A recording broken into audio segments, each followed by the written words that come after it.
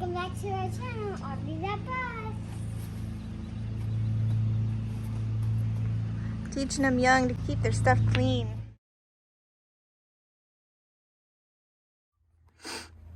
So you're thinking about getting power to your bus. We are just kind of wrapping up our bus build, and so I just finalized our electrical system, and I'll kind of show you how this works.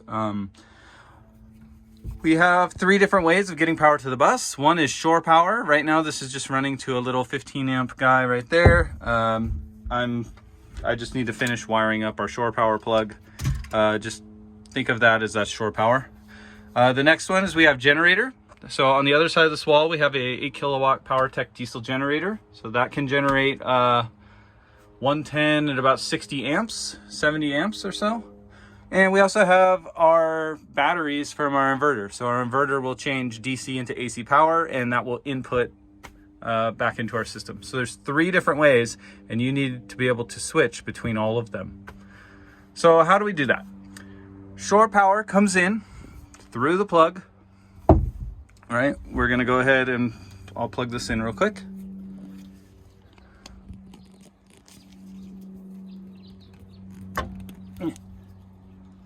So we're plugged in.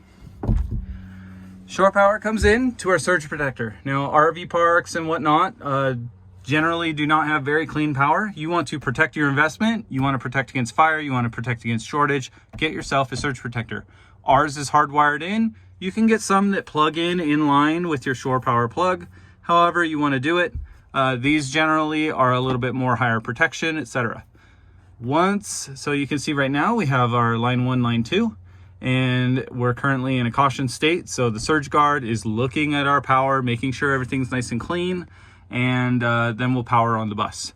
Once it's deemed clean, this will turn on. We'll get a green light right here. Power will flow through it, down this wire, and into our transfer switch. What is a transfer switch?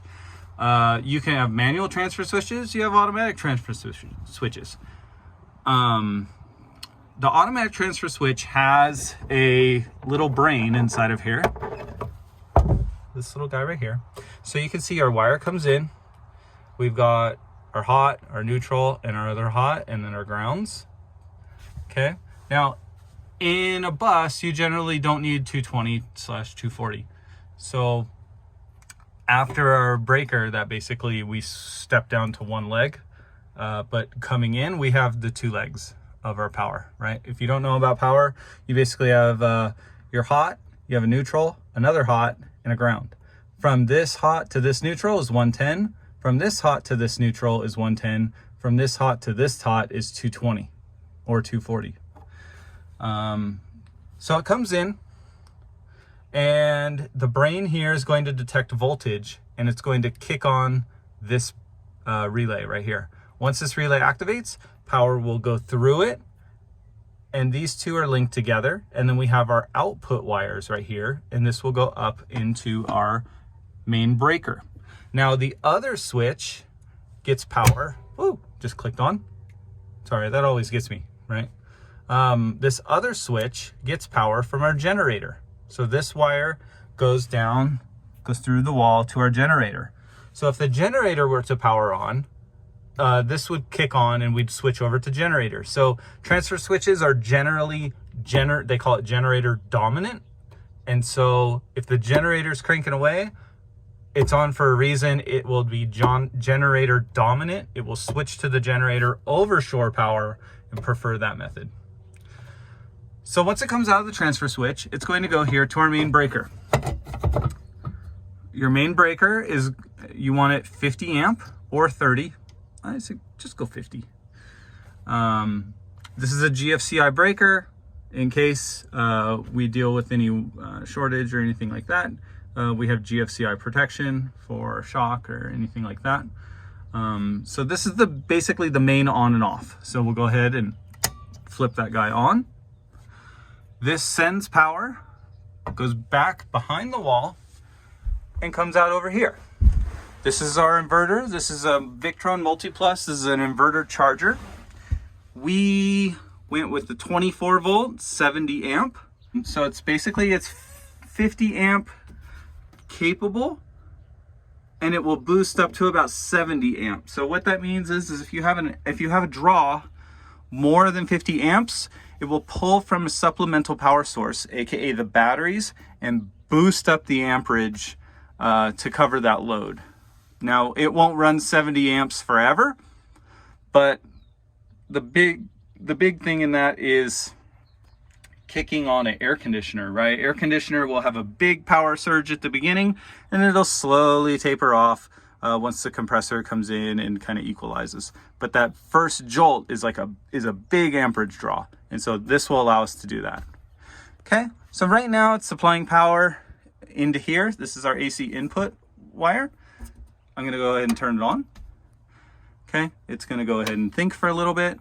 You can kind of see right now, it defaulted to inverter on, meaning it's pulling power from the batteries and outputting on this wire right here, which goes to our main load center. Once it deems that the power coming in is good, you can see right there, we just switched to mains on. We're now in a bulk charge, meaning we're pushing, and it'll switch to absorption, and then eventually we'll go to a float charge. So this charges the batteries back up.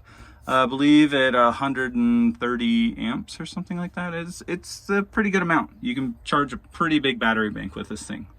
So now that mains are on, we're outputting power through here, and it's going to come into our main load center. In our main load center, we'll turn the main on, and now we have our individual circuits. This circuit right here goes basically to our kitchen. Underneath it, I need to label all these, but this goes to our kitchen fan, our little outlet that I have a fan plugged into.